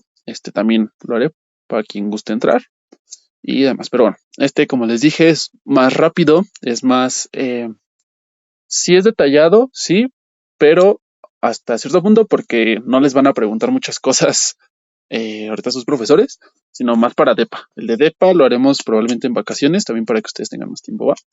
Entonces, pues vamos a ir con ahorita el último tema que me pidieron, que es autorregulación. ¿Ok? Estamos haciendo más énfasis en hemodinamia, regulación, porque son los últimos temas y muchos profesores, por ejemplo, que el mío, no lo acabo. Entonces, pues si vamos con autorregulación, es autorregulación de la presión arterial. Entonces vamos a irnos con presión arterial. ¿Ok? La regulación se va a dividir en dos. En una a corto plazo y una a largo plazo. ¿Ok? Corto plazo. ¿Ok? Este es un tema muy importante porque, como sabemos, la hipertensión es un tema de suma importancia. Aquí, porque muchos son hipertensos y es una causa de muerte muy normal. Entonces, conocer todos los mecanismos que modifican la presión es muy importante. Y vamos a ver que de hecho hay muchas teorías porque hay muchos mecanismos de control, o sea, son muchísimos los mecanismos que nos van a controlar la presión arterial en el organismo. Entonces vamos a ir con los de corto plazo, los de largo plazo, que son más locales, y ahorita les voy a dar los otros sistemas que son más sistémicos, porque estos son más locales, ¿no? Entonces vamos a ir ahorita con estos que son locales y ahorita con los sistémicos. Pero bueno, en corto plazo hablamos de segundos, literal. No pinto otra vez. De segundos. A largo plazo hablamos de semanas, meses, ¿ok? principalmente meses. ¿Ok? ¿Y esto por qué? Porque cuando hablamos de corto plazo, hablamos de situaciones como, por ejemplo, hacer ejercicio o encontrarte en una situación de estrés aguda. A largo plazo hablamos ya de personas que tienen problemas de hipertensión crónicos, que ya son patológicos. ¿Ok? Entonces, a corto plazo, vamos a encontrar mediadores, principalmente del sistema nervioso autónomo. ¿Ok? Sistema nervioso autónomo. ¿Ok? ¿Y qué vamos a ver aquí? Bueno, como sabemos que se divide en parasimpático y simpático, simpático, lucha y huida, y parasimpático, pues es más como para cuando estás relajado, el parasimpático. Entonces, en el sistema nervioso simpático, como ya lo vimos en Pharma, el principal neurotransmisor va a ser catecolaminas. Van a ser lo que es la norepinefrina y la epinefrina, con receptores alfa y beta. ¿Ok? Entonces aquí, los receptores adrenérgicos que se encuentran en los vasos van a provocar vasoconstricción. Entonces el sistema nervioso que se va a dividir, esto me gusta porque ya traemos prácticamente la idea. Entonces, en simpático y parasimpático.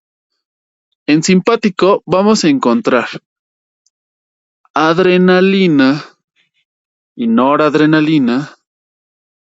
Noradrenalina. Y en parasimpático vamos a encontrar acetilcolina. Vamos a encontrar receptores muscarínicos. ¿Ok? Y, pues como ya lo vimos, receptores muscarínicos, receptores adrenérgicos.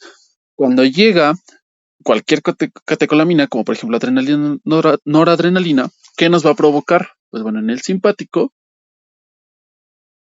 nos va a provocar vasoconstricción.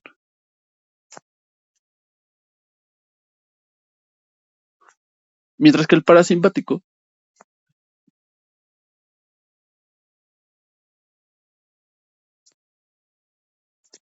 vasodilatación. Y esto es a corto plazo, como les digo. O sea, imagínense que ahorita se ponen a hacer ejercicio. No vamos a esperar meses a que el cuerpo se adapte a la demanda de oxígeno del músculo, por ejemplo. O sea, esto lo ocupamos que sea lo más pronto posible.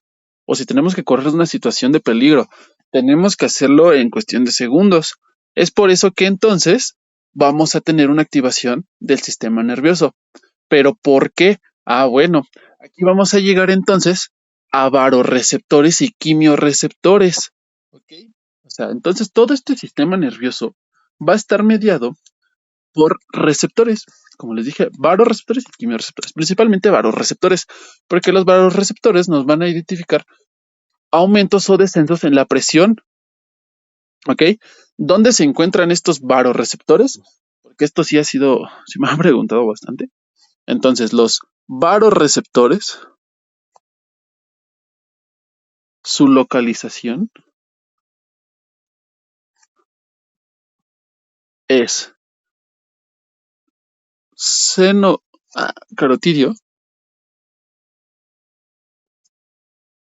donde se bifurca la carótida común en carótida interna y externa, aproximadamente C4, y en y a nivel de la aorta. ¿Ok? Son las principales localizaciones. Cuando estos varoreceptores detectan un cambio en la presión, automáticamente van a mandar una señal, van a mandar una respuesta al sistema nervioso central. Y el sistema nervioso central va a mandar una respuesta al sistema nervioso autónomo para entonces secretar neurotransmisores que van a llegar a la suprarrenal, y la suprarrenal nos va a secretar catecolaminas, en este caso adrenalina, noradrenalina, que van a ir a receptores adrenérgicos y van a provocar vasoconstricción en los vasos que lo tienen eh, que lo están requiriendo en este momento. ¿Okay? Y lo mismo va a pasar con la acetilcolina, con receptores colinérgicos muscarínicos. ¿Okay? Lo mismito. Entonces, esa es una, ¿ok? A corto plazo. A corto plazo, vamos a encontrar otros sistemas de regulación. Y aquí vamos a ir entrando con varias teorías. ¿Ok? Las dos que hasta de hecho las pide el temario, todavía una extra que les traigo. Vamos a encontrar la teoría metabólica, la teoría miogénica. Vamos a encontrar ¿cómo se llama? Mediadores endoteliales, sustancias que va a secretar el propio endotelio. Y pues principalmente son esas, ¿ok? Entonces, ¿a qué vamos? Bueno, vamos a encontrar que también, imagínense el caso, o no sé si, bueno, obviamente les ha pasado, que cuando ustedes van a nadar o digamos el niño va a nadar, entonces les han dicho como de, bueno, ya comiste, espérate a 2 horas, 3 horas, 4 horas y ya te metes a nadar, ¿ok? ¿Por qué no te puedes meter a nadar después de comer bien? ¿Sabes? De que comiste bien, no te puedes meter a nadar. Ah, bueno, ¿por qué? Porque entonces vamos a llegar a este sistema de regulación, ¿ok? Ah, este sistema de regulación, ¿cómo está dado? Bueno, en el músculo liso, de rojo, en el músculo liso, nosotros vamos a encontrar nuestras células de músculo liso, ¿ok? Ahí vamos a encontrar, a diferencia de, por ejemplo, los potenciales de membrana que hemos visto en células nerviosas o en ahorita mismo en el corazón, que son potenciales muy negativos de 80, 70 milivolts, menos 70, menos 80 milivolts. En el músculo liso vamos a encontrar potenciales de membrana de aproximadamente menos 40. ¿Ok? Menos, menos 40 milivolts.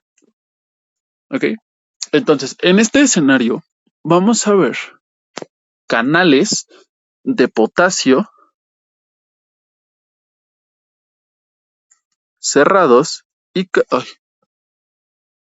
canales de calcio abiertos. Y dirán, bueno, ¿esto de qué me sirve? Como habrán visto, como hemos visto en todo el curso, sabemos que existen 4 tipos de canales, ¿no? O sea, principalmente los que se activan por presión, los que se activan por ligando, los que se activan por fosforilación, los que se activan por neurotransmisor, por muchas cosas, ¿no? Por cambios de voltaje. Aquí vamos a encontrar una de las de los canales atípicos. Es un canal dependiente de ATP. Ok. Cuando hay mucho ATP, este canal va a estar cerrado. Este es un canal de potasio que se va a encontrar cerrado. Y este es un canal de calcio que va a estar abierto. ¿Qué va a pasar? ¿Por qué tenemos mucho ATP? Bueno, porque el tejido tiene mucho oxígeno. Cuando el tejido tiene mucho oxígeno, hay mucho ATP. Entonces el canal de potasio se cierra. Dice, no, aquí yo me cierro. ¿Y qué va a pasar con el de calcio? Que pues va a estar abierto, va a meter calcio. ¿Y qué pasa cuando metemos calcio a un músculo? Va a haber una, va a haber constricción del vaso, ¿ok? Eso pasa en cualquier músculo, ¿no? ¿Y qué va a provocar entonces? Que como salen cargas positivas, se va a hacer más negativo. Entonces, esto va a provocar que se meta mucho calcio y que se haga una vasoconstricción. Esto va a hacer que el flujo sea más chico, entonces va a haber una disminución del flujo. Y eso va a provocar que haya menos ATP, porque eso es igual a menos oxígeno. Menos oxígeno, menos ATP, y con eso regulamos que el tejido que tiene mucho oxígeno, porque digamos que el vaso está dilatado, tiene mucho oxígeno, lo vamos a cerrar por este mecanismo y vamos a obtener menos oxígeno, menos ATP, entonces pues ya, va a estar regulado. Lo mismo va a pasar del lado contrario. Imaginemos que el tejido demanda mucho oxígeno, entonces va a haber poco ATP, ¿no? Se va a abrir el canal de potasio. Perdón, ¿sí lo dije? Sí, se abre el canal de potasio. Entonces, se va a hacer más negativo. Esto va a llegar a menos 80 milivolts. Y el canal de calcio se va a cerrar. Okay. El canal de calcio se va a cerrar. ¿Y qué pasa cuando no hay calcio? Se va a relajar el músculo. Va a haber una vasodilatación. ¿Provocada por qué?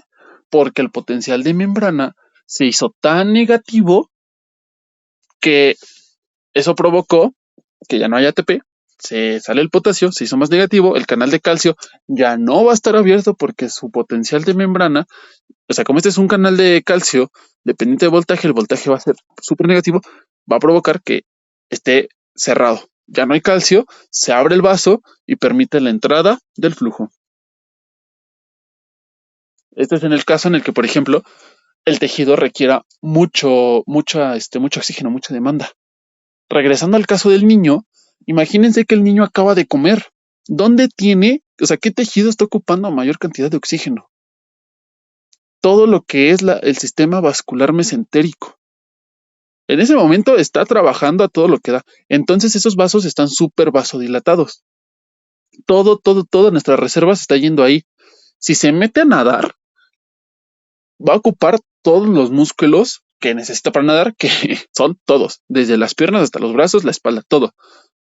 Entonces el cuerpo pues va a decir, bueno, también necesito oxígeno acá en los brazos, en las piernas, en la espalda, pero también en los intestinos. Entonces voy a vasodilatar todo y a todo le voy a mandar sangre, pero no podemos abarcar todo, porque de hecho el sistema arterial es donde, no es donde menos sangre hay, pero no hay tanta sangre como en las venas. O sea, aproximadamente hay como 750 mililitros en el sistema arterial, mientras que en el sistema venoso hay como 3.500 mililitros, más o menos. O sea, no sé si ven la diferencia, hay como 65% de sangre en la reserva de las venas y como el 15% en la arterial. 5% es capilar y creo que el otro 15% es no creo, sí es. El otro 15% se encuentra en lo que son las cavidades del corazón, en todo lo que es la circulación pulmonar. Entonces, 750 mililitros de sangre van a alcanzar para todo. No, va a haber algo que se va a quedar sin circulación, que va a ser, en este caso, el cerebro. ¿Ok? ¿Qué va a provocar? Que el niño se nos desmaye o se convulsione. Y como está en el agua, se ahogó. ¿Ok? Es por esa la razón que te dicen, no te metas a nadar después de comer hasta que hagas digestión. Por eso te lo dicen. Principalmente esto pasa en niños, ¿no? Porque pues, los niños necesitan aún más sangre por este sistema. ¿Ok? ¿Alguna duda con este sistema?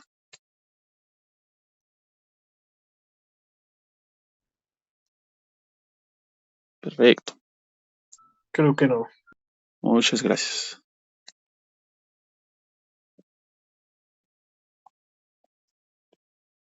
Ahora, vamos a pasar con otro sistema. Aquí está la pluma. Va. Bien, este sistema ya está bien explicado. Ahora vamos con otro sistema, bueno, otras dos teorías. Vamos con la teoría metabólica. ¿Qué nos dice la teoría metabólica?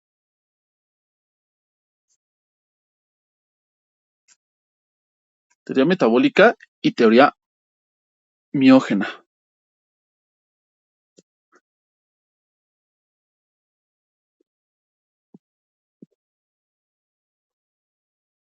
Ok. Bien. Vamos primero con la teoría metabólica. ¿Qué nos quiere indicar? Imaginemos que nuestro vaso ya, bueno, no es nuestro vaso, sino nuestra suprarrenal ya secretó todas nuestras sustancias vasodilatadoras. En este caso, digamos que se secretó acetilcolina, o digamos que por otro sistema hay histamina o bradicinina, que provocan una vasodilatación, ¿ok? Cuando el flujo se, se eleva por la misma vasodilatación de estas hormonas, digamos, aquí hay bradicinina,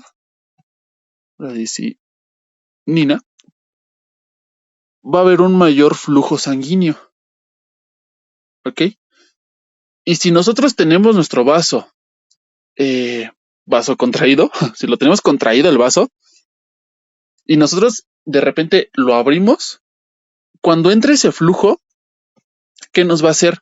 Literal, se dice que hace una limpieza de todas nuestras sustancias vasodilatadoras, ¿ok? Entonces, entra el flujo y se lleva vasodilatadores, ¿ok? ¿Y eso qué nos da igual? A vasoconstricción. ¿Ok? Entonces, ¿cómo podemos definir la teoría metabólica? ¿Ok?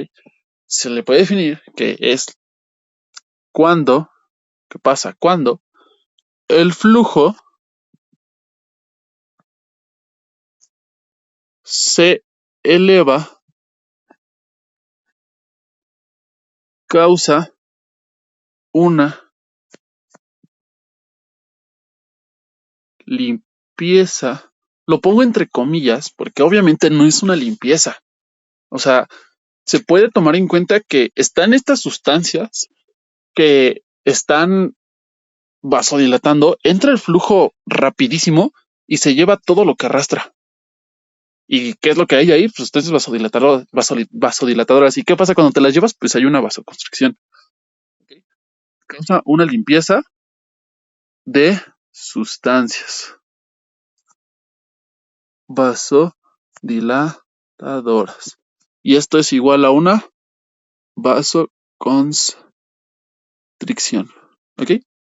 Esa es una teoría, la teoría metabólica. ¿Qué pasa con la teoría miógena? Bueno, esto va a pasar que cuando hay una distensión, una mayor presión en, en lo que se llama, en lo que es el endotelio o en el músculo liso, va a provocar una despolarización, ¿ok?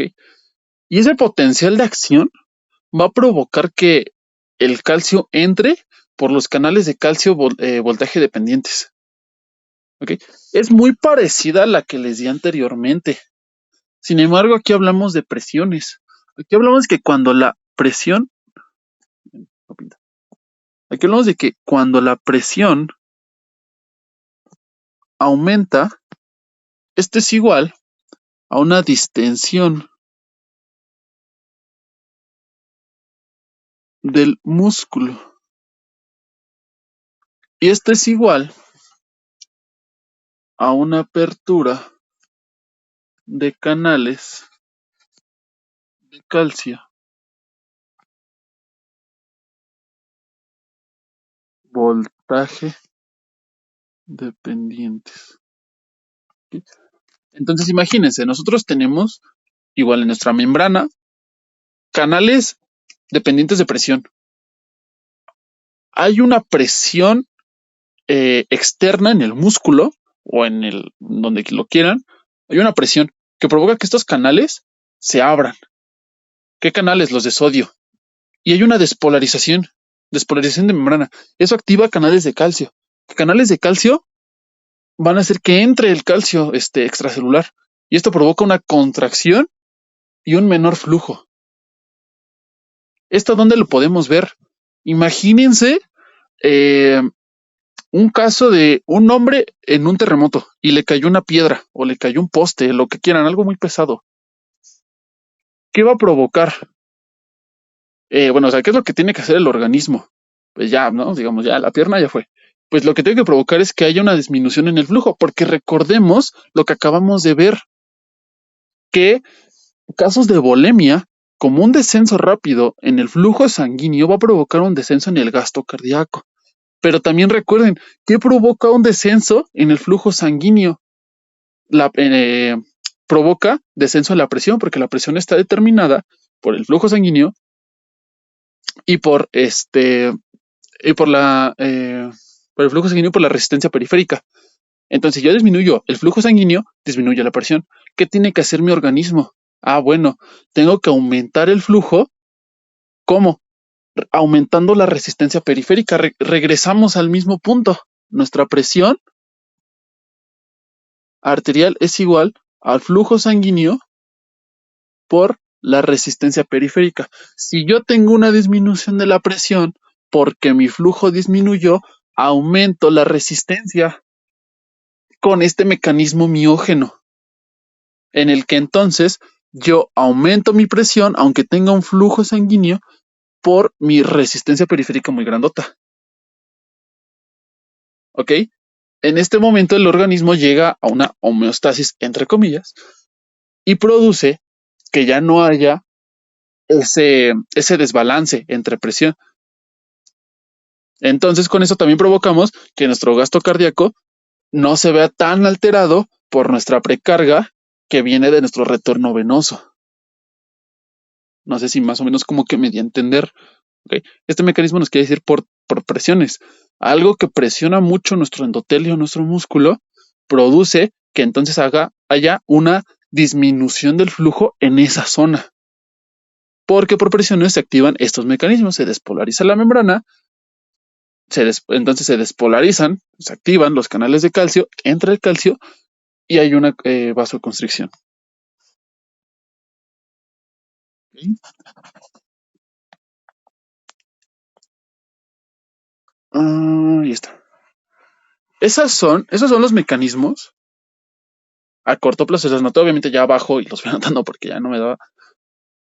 Ahora vamos a pasar a otros mecanismos a corto plazo y terminaríamos con los de largo plazo. Los de largo plazo son más que nada hormonales. ¿Ok? Hablamos de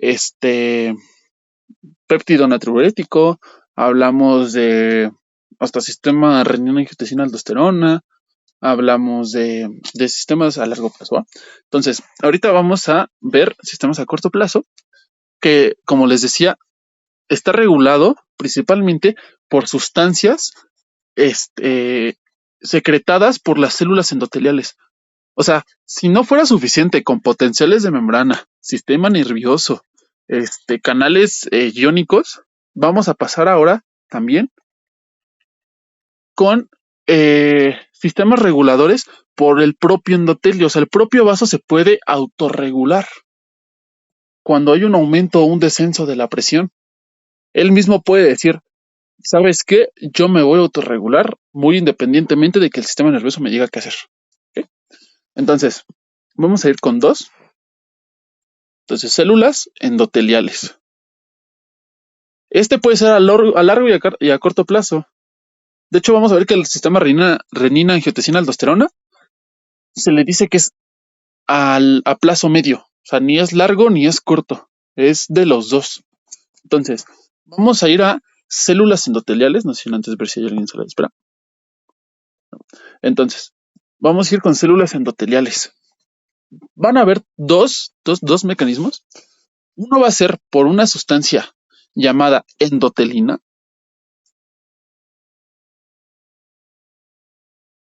Y otro va a ser por una sustancia llamada óxido nítrico, que ya la habíamos visto. Óxido nítrico. ¿Qué van a hacer estos dos? Bueno, empecemos con la endotelina. Estas son sustancias secretadas principalmente en daño vascular. No todas, porque ahorita vamos a ver que otras dos son, más que daño, es estrés, porque por daño vamos a ver la bradicinina y la histamina. En este caso va a ser más que nada por estrés, ¿ok? La endotelina es un potente vasoconstrictor, mientras que el óxido nítrico es un vasodilatador. Entonces les voy a pintar de azulito los vasodilatadores y de rojo los vasoconstrictores. Entonces aquí vamos a pintar de rojo, ¿va? Y de azulito, un azul más fuerte, los vasodilatadores. ¿Ok? Entonces la endotelina, al ser un vasoconstrictor, ¿cuál va a ser su mecanismo? Me apuro porque no me da tiempo. El óxido nítrico, a través de una enzima llamada óxido nítrico sintasa, va a ser sintetizado. ¿Y qué va a ser el óxido nítrico? El óxido nítrico que se genera en el endotelio, recuerden, no, perdón, estaba en óxido nítrico, yo estaba en endotelina. La endotelina va a ser un vasoconstrictor. Y esto va a ser en vasos mayormente, o sea, va a estar siempre va a estar, pero va a ser principalmente en vasos dañados o con mucho estrés, principalmente en situaciones de hemorragia. ¿Ok? Con eso se tienen que quedar. Ahora sí, el óxido nítrico, que es sintetizado en la capa íntima por el endotelio mismamente dicho, a través de la enzima óxido nítrico sintasa. Esta enzima cataliza el óxido nítrico. El óxido nítrico sale de la capa íntima y llega a la capa muscular. ¿Qué va a hacer en la capa muscular? Bueno, de aquí pasa a la capa muscular. En la capa muscular, mediante mecanismos bioquímicos, va a transformar lo que es GTP cíclico,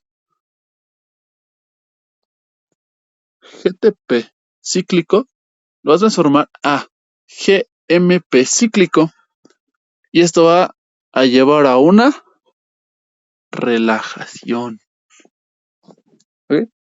Esos son los dos mecanismos. ¿Cuáles los otros dos? Se los digo de rápido. Ya los vieron en inmuno, pero tenemos tanto la histamina y la bradicinina. ¿Por qué de azul? Porque los dos son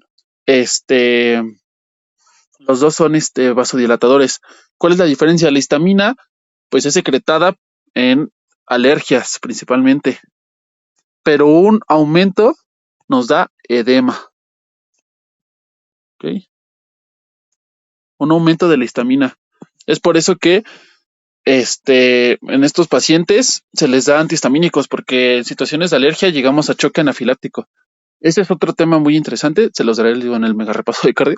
Pero en el choque anafiláctico lo que pasa es que hay una super mega vasodilatación en todo el organismo y no hay sangre, no hay sangre que llegue a los sistemas importantes porque todo está vasodilatado y también nos provoca edemas. ¿Ok? Entonces en los choques anafilácticos, por eso se ponen así todos malos, porque no hay sangre que llega donde tiene que llegar y pues se pone muy feo todo. Entonces, y la bradicinina es secretada no es secretada, más bien es sintetizada, primero por su precursor, calicreína, que se transforma a alfa-globulina, de alfa-globulina pasa a calidina y de ahí regresa a bradicinina. Así se sintetiza. Se da principalmente en esto sí es daño endotelial o respuesta inflamatoria o de infección. Y por último, pasamos a el pH. El pH esto sí hasta lo viene el temario. El pH es muy importante. Nada más les voy a decir así porque si no se me acaba el tiempo. Pero el pH en una cantidad de hidrogeniones alta, o sea, ¿qué quiere decir? En una basificación, en un medio básico, va a provocar vasodilatación. Y en un medio ácido, vasoconstricción. ¿Va? Hay otras dos hormonas que contribuyen a la vasoconstricción, a que se mantenga los líquidos. Una es la vasopresina, que es la hormona natriurética. No, perdón, la hormona antidiurética, perdón. La hormona antidiurética, que lo que hace es que el sodio a nivel de los túbulos renales no se excrete, o sea, es la reabsorción de sodio en los túbulos renales. ¿Y qué viene acompañado del sodio? Agua, retención de líquidos. Con esto también evitamos que